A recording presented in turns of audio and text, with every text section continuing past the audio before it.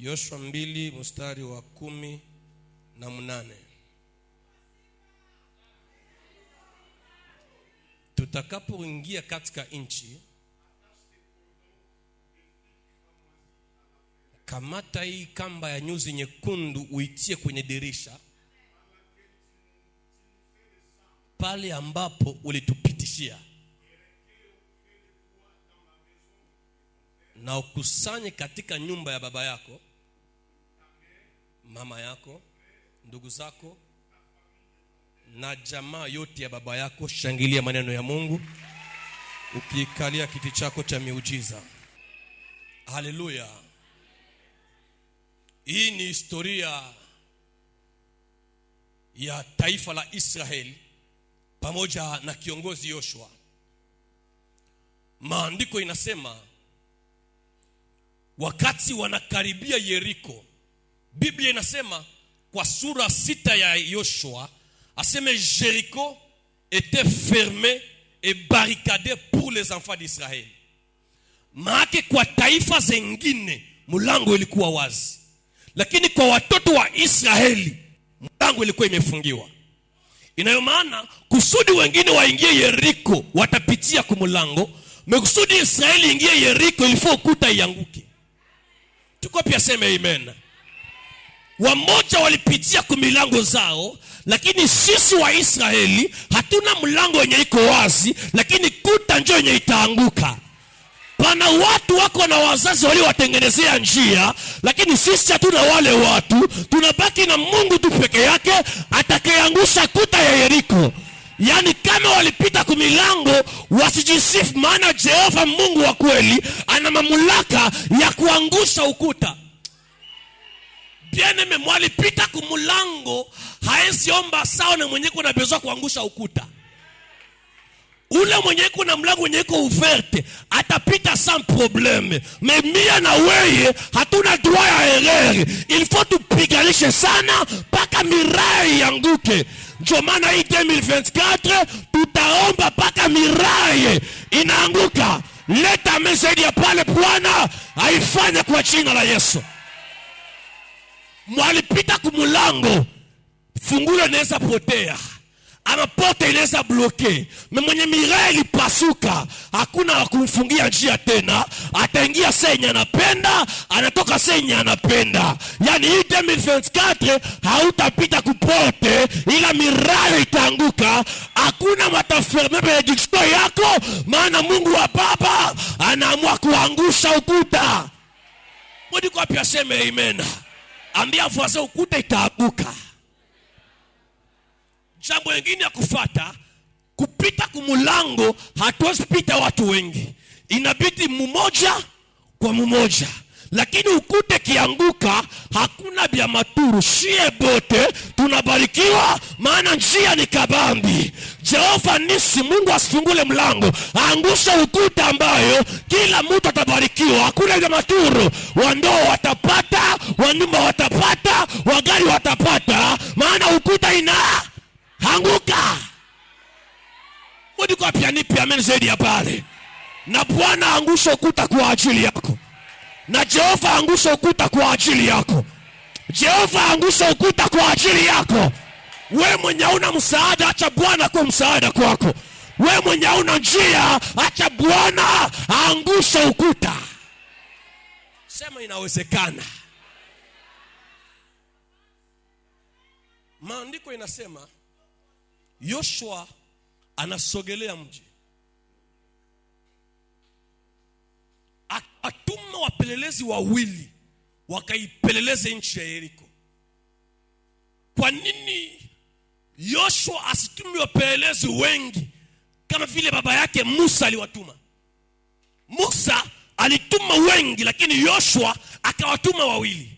Yoshua alielewa ya kwamba wakati Musa aliwatuma wapelelezi wengi, miongoni mwao kuna wale ambao walivunja Israeli moyo.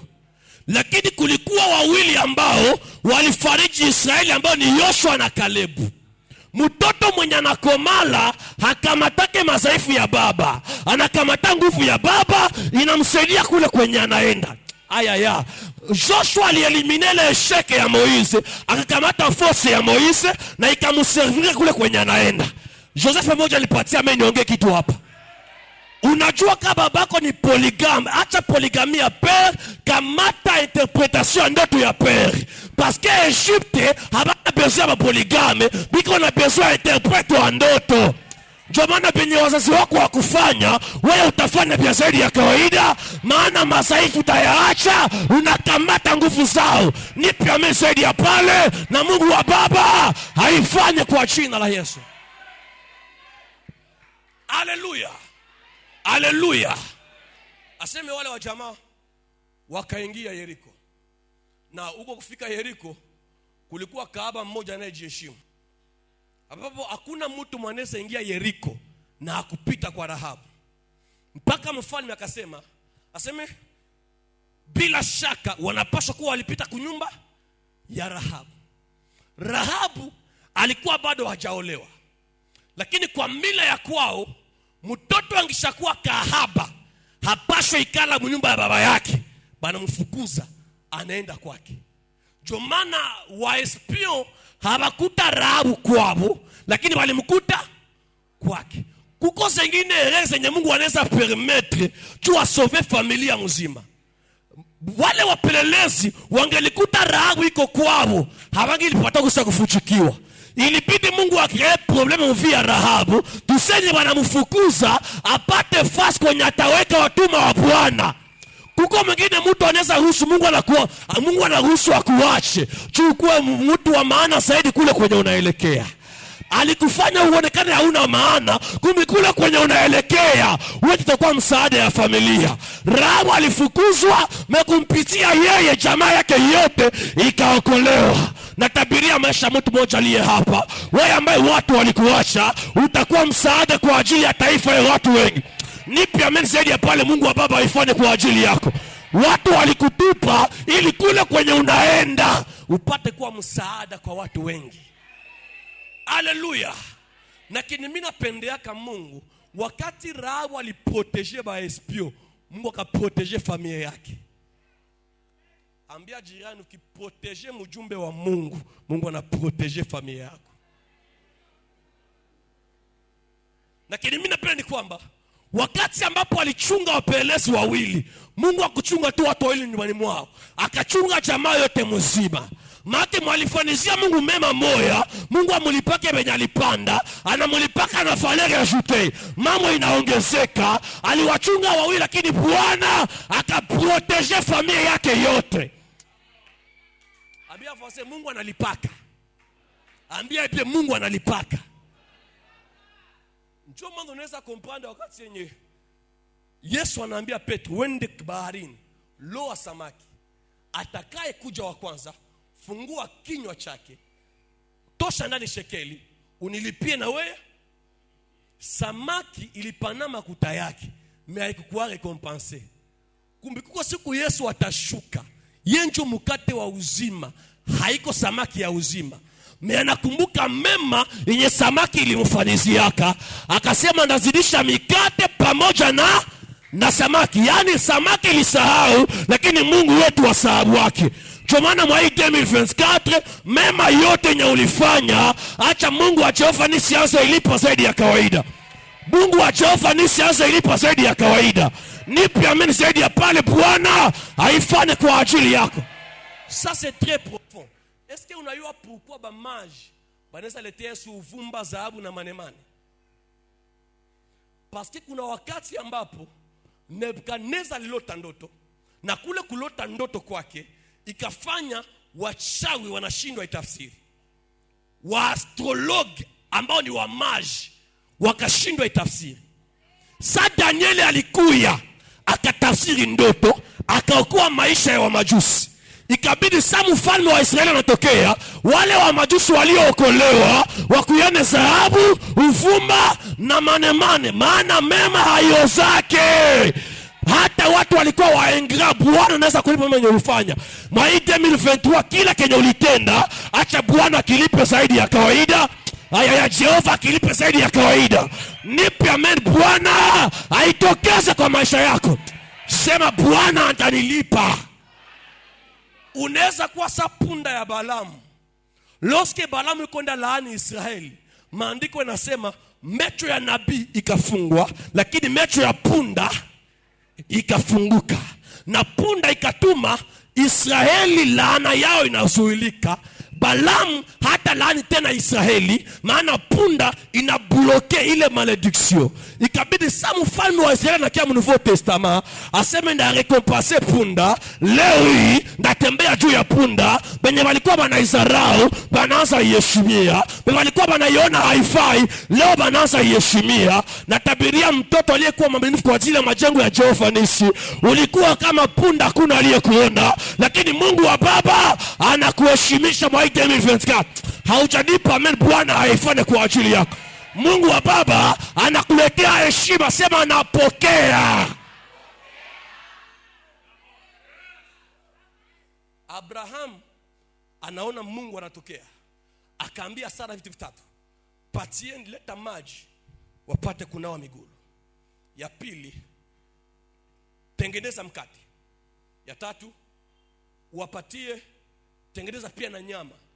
Wale walikuwa wa malaika, lakini vumbi ilikuwa inawajaa kwa miguu. Ukiona malaika anajaa vumbi kwa miguu, hakuitokana mbinguni, aliyalia kwa dunia.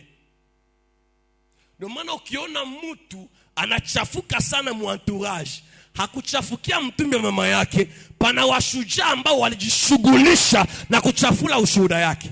Na wale mashujaa ni wale ambao vinywa vyao vimechafuka. Ndio maana hawezi ongea mema kwa ajili ya mtu, hata wajikaze, kinywa yao peke itachafula vitu. Mtu mchafu haezi kusukula, na mtu mchafu, mtu msafi haezi chafula mtu. Na utilia hivi, mtu mchafu haezi kutakatisha, na mtu msafi haezi kuchafula. Kila mwanaongea mabaya watu, maana ni mchafu ambaye uchafu yake yaonekana. Ndio maana naongea watu mabaya watu yanaonekana. Usiwaze atuyaona vyako, kila muwe na kuona kichuchu yake. Mungu ateko ya utamu na kuona kichuchu. Wakati yako ndio nyayafika. Ça c'est très profond. Musa uko na Aruni na Uri kumulima, wakati Yoshua iko anapigana. Yoshua mupanga yake itakuwa na nguvu, ni wakati mikono ya Musa inafanya nini? Inainuliwa. Sasa wewe Aruni na Uri, ukisikia harufu ya makopa ya Musa inanuka vibaya, ushushe mikono, Israeli inapata shida. Yani hata kama iko na nuka ni mwanadamu, uko obisha upandisha mikono yulu ili Israeli ipate ushindi. Unaweza ona machafu ya mtu, lakini kama iko na mzigo anapeleka, protege.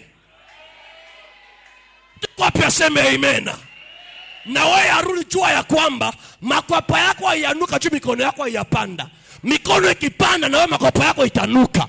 Unachekia vya watu vya kwa vyafika, vyako vikifika, utabakia kwa WhatsApp kwa unalia na mastike za machozi. Kama na watu unafuma, funga kinywa yako, tusaye kwa inafika.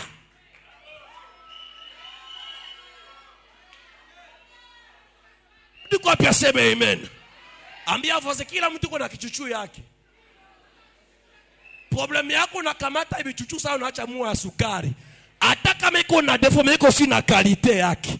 Chukulia ile kalite, tupa madefo pembeni, kesho muendelee zaidi. Haleluya. Abrahamu akapana maya kunawa miguu, na ile ikafana katika uzao wake maji haikukosekanaka. Paka Isaka anachimba kisima cha kwanza, anakiita Sitna, bana kipigania, bana kibeba. Anachimba ya pili, analeta Eseki, bana ipigania, bana ibeba. Akachimba ya tatu, akaita Rehobothi. Akasema mara hiyo Bwana amenifalizia nafasi. Lakini haikuishia pale. Wakati konaongea na Abimeleki, watumishi wa Isaka wakaja kumwambia ya kwamba kile kisima kitulichimbaka zamani leo kimetosha maji. Isaka akasema kitaitwa Berisheba. Maana Berisheba ilichimbiwa zamani, maji haikutokaka, kwa wakati isiyofaa maji inatokea. Ni ile maombi ya zamani ni ushasahau, lakini majibu yanatokea msurprise. Uliombaka ukasahau, lakini Bwana amejibu zaidi ya kawaida. Hii ane 2024 ikiwa ane ya Berisheba juu ya maisha yako. Ulitenda mema ikasauliwa, acha Berisheba itoshe maji. Hautanipa meno la tatu, Bwana hayaifanya kwa ajili yako. Ongeza meno zaidi ya pale, Mungu wa baba haitokeze. Natabiria mtu mmoja aliye hapa, hautazimia mwana Berisheba yatosha maji. Ile maombi yako ya miaka haijaoza, kuna siku itatosha matunda, na walio kudharau wanaanza kuheshimia. Bakuneglige juu ya priere, mesa inavaa mwili, wale watakuomba msamaha. Joseph balikuacha juu ya ndoto, mesa ndoto inavaa mwili, wale waliokuacha watakutafuta.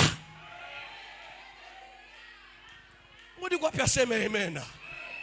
Mpaka Yesu anasema mimi ni maji ya uzima, atakaye nikunywa mimi hataona kiu.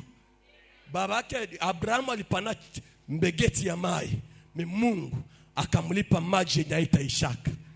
Kila unafanyaka juu ya Mungu kiko na matokeo makubwa kwa ulimwengu wa roho. Hata kama leo haujaiona, kuna siku utaiona. Tumoja sema amen. Wale wapelelezi wako ndani ya nyumba ya Rahabu. Rahabu akawaambia, muniapia kwamba hamutaniua mimi pamoja na nyumba ya baba yangu. Kumbuka baba yake na Rahabu alimfukuza. Mpaka pale roho ya huruma ilikuwa ndani ya Rahabu. Walio kutendea mabaya usiwarudishie mabaya, warudishie mema. Ile mema yo peke itakorejea mabaya yao. Mtu mwanakuongea mbaya usimwongee mbaya, ongea mazuri sana. Asikia mazuri yenye namuongeleaka, yeye peke zamiri zake zitamgonga, analoma msamaha bila kukutaka. Akawaokoa ndugu zake.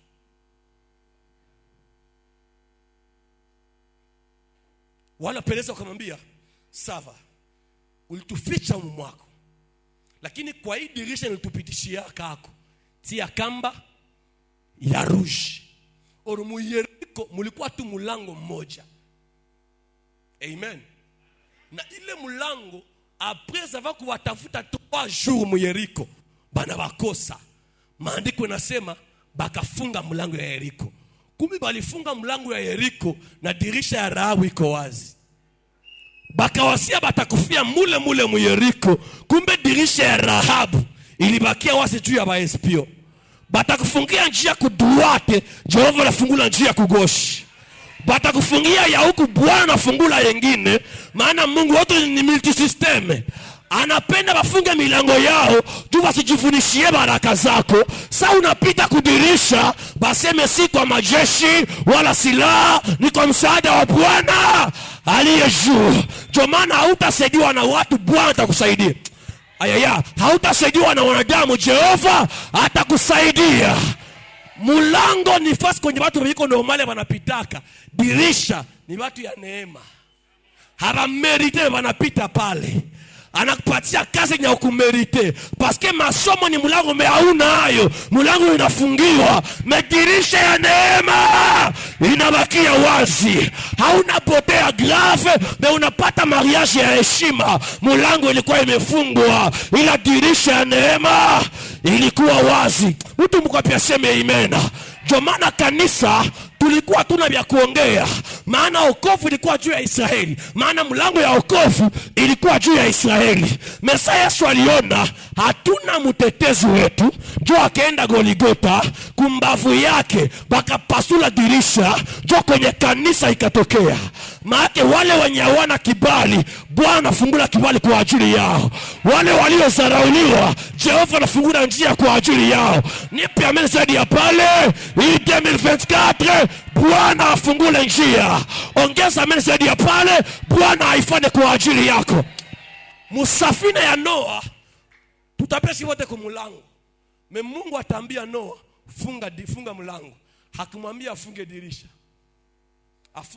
Ndafunga mpeke mlango, hapana dirisha. Pourquoi? Parce que Mungu alijua shie kanisa tuko makorbo, tuko ndani ya safina. Tembo haitapitia kudirisha. Hiyo ni njia yao, nifasi wapi? Kumulango. Meshie makorbo benya tuheshimike, tutapitia wapi? Kudirisha. Maake shie ba incompetent, shie ba tuna makapasite, njo mulango inafungiwaka, medirisha inabakia kwa ajili yetu. Batakuliza ulifika huku wae, mbona mojamenyo mwendele yake? Mulango ilikuwa ferme, mais la fenêtre était ouverte. Unapata kazi na mjamenyo mwendele yake, mulango ilifungiwa ndiyo, medirisha ilikuwa wazi. Mtu kwa pia nipe amena. Fasi ya mulango ni wale wenye walisoma, kudirisha ni fasi wenye wakusoma wanapata neema. Mulango ni watu ya kiana wanapita, meshie babaya tunapitia kudirisha, tunajikuta fasi moya na viatuko nabo saa. My God, cho maandiko inasema anawatosha watu matopeni, anawakatisha pamoja na wafalme. Mulo matope alikuwa mjua kusomaka ye David, mejuu ya neema ya Bwana akaikala pamoja na wafalme. Hii ni itabidi kwa ajili yako hii 2024. Kwenye wengine walishindwa fika, wewe utafika, maana neema ya Bwana lazima ikutofautishe, lazima ikutofautishe. Haleluya. Wakamwambia kamata hii kamba nyekundu uitie kudirisha. Nyumba ya Rahabu ilikuwa kuukuta wa Yeriko. Kama Yeriko itaanguka, inapaswa anzia wapi? Kunyumba. Mbale watu wakamwambia tutakuchunga wewe pamoja na jamaa yako. Koma explique?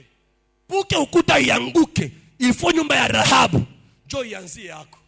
Kumi kweneko kulere ya rouge damu ya Yesu, bengine banaweza kufa, mishi tunabakia bazima. My God.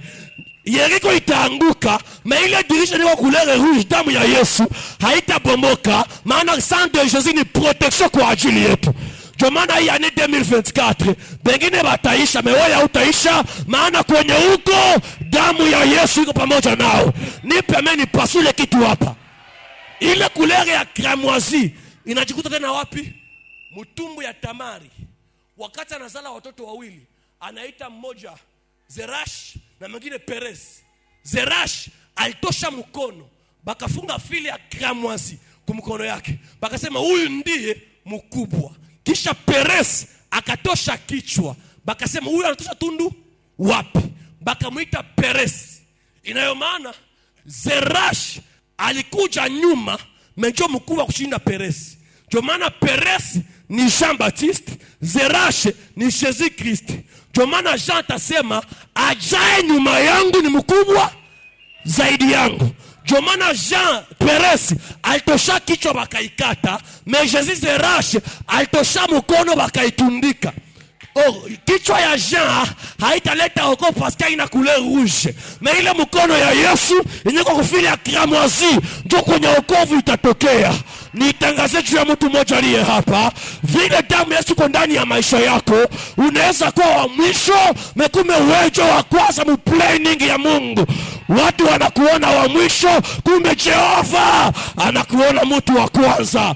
Hauna viato duzel, magharibi unaweza kuwa wa David. Uko prisonnier za asubuhi, mesware unakuwa premier ministre Joseph. Uko mwafelina Esther ya asubuhi, magharibi unakuwa rene kwa ajili ya taifa mzima. Nitangazie mwana wa simba aliye hapa, maisha yako itabadilika, maana Mungu wetu anakuwa Mungu wa transformation. Ile damu ya Yesu itabadilisha mambo. Sema damu ya Yesu. Sema damu ya Yesu. Ile damu inapakaliwa kumulango. Kumulango ya wana wa Israeli. Sa malaika anakuya uwa, akikutana damu anaacha. Anasema hapa palisha kufa mtu. Ilikuwa Ancien Testament. Damu ilikuwa kumulango. Mais Jésus na kia Nouveau Testament. Anasema aulaye mwili wangu na kunywa, maake haitabakia tena kumulango, inaingia ndani kwenye haitaonekana. Mwenye iko na damu ya kumulango, ndio wale wasantenie. Anaambia Yesu, sema tu neno na mtumishi wangu atafanya nini? Mezashi anasema sina besoin damu ibakilie kumulango. Ndaingi Yesu ataingia nyumbani kwangu, mimi nakula pamoja naye. Mwenye damu iko kumulango, Bafiliste banaweza ivuta na vidaje. Mwenye damu iko ndani mwake, hakuna mwenye anaweza igusa, maana kilicho mikononi mwa Bwana hakuna awezaye tukipokonya. Tuko wapi aseme amen? Nataka malizie hapa. Yesu anajua kama Adamu alilani ardhi kwa Mwanzo 3:17. Na Yesu anakompare ke mie niko mbegu yenye ilifo ningie mbudongo nitoke après 3 jours. Nikiingia mbudongo yenye nalainiwa nitosha matunda za kuoza. Kumbe ilifo nipande Getsemani. Sasa iko Getsemani, iko anaomba, jasho na machozi ya damu iko namweka kwenye inchi. Yaani laana ya Adamu, damu ya Yesu inaanza iondoa. Dusana ingia mbudongo, après 3 jours, bulongo inazala tunda mbegu inazala matumuti ya uzima, yenye saa mie na weye, tunaitwa wana wa Mungu, tunafananishwa na miti, maana maandiko yanasema mti isiyozaa matunda itafanya nini? Tunakuwa miti paske Yesu mbegu iliingia mbudongo iliyobarikiwa. Vile budongo ilikuwa barikiwa, maisha yako na wewe itabarikiwa uingiapo, itabarikiwa utokapo. Kila ke utafanya kitabarikiwa. Popote uendapo utabarikiwa, maana Jehova anaamua kuitembelea maisha yako. Hakuishia pala, kaenda Goligota. Alipofika Goligota, bakampiga mijeledi kumgongo. Ile damu ya kumgongo ilikuwa inasema ya kwamba ya kale yamepita, yote yamekuwa. Akapigiliwa misumari kwa mikono, ilisema ya kwamba nitabariki kazi ya mikono yako. Misumari ya miguu ilisema ya kwamba popote utakapoweka miguu wewe utapata la. Ili akicho ilisema ya kwamba hautakuwa mkia tena, utakuwa kichwa. Ili akumbavu ikasema ya kwamba vile kanisa ilizaliwa na wewe mwa 2024 unaanza zala vitu vya maana. Simama mimi useme amen mara 3 na Mungu wa Baba haifanye kwa ajili yako. Hii ane 2024, kosa pesa bakia na damu ya Yesu. Kosa nyumba bakia na damu ya Yesu. Vile damu iko, komesa itaendelea, kazi itaendelea, relationships itaendelea, mambo yote yatakuwa sawa, maana damu ya Yesu iko pale. Leta makofi kwa ajili ya Bwana. Ongeza makofi zaidi ya kawaida.